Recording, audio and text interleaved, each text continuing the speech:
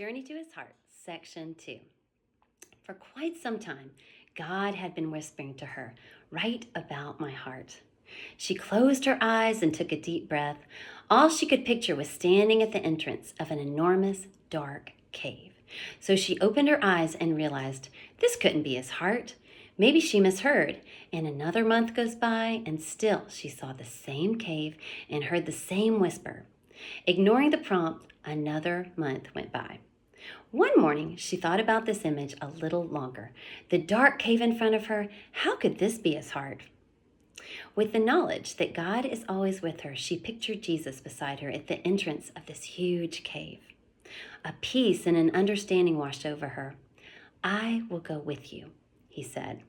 She felt his right hand take hers, and the verse came to mind. "So do not fear, I will uphold you with my righteous right hand." As she started walking, she began to understand the dark part of the cave was the unknown, the places of fear that left her sitting in the dark. He wanted her to walk through all the unknowns and process the thoughts that lived in her head, to hear about them one by one and offer peace and comfort. Her unknowns, they felt like a heavy darkness. She hated the unknowns, the lack of safety, the feeling of being out of control. The unknown swirled in her mind. What does tomorrow look like? Are we doing enough in so many areas of our life? Are we balancing everything well? How can we help our kids reach their dreams? How do we help those we love get through hardship? There were so many of them. They kept swirling like a tornado above her head, spiraling in a way that offered no peace, no comfort, no rest. With a tender yet strong voice, he asked, "Do you trust me?"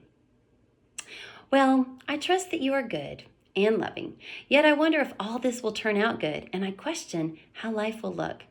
Interrupting her thoughts, he asked again, "Will you trust me?" She considered. Trust is not a feeling, but a choice. Her feelings were embedded deep into her being. She felt unsure, yet his presence and the feeling he brings, she wanted that much more than the negative swirl or the constant spiral. "Yes," she finally murmured. "Okay, yes, I will trust you." Hand in hand, they entered the cave.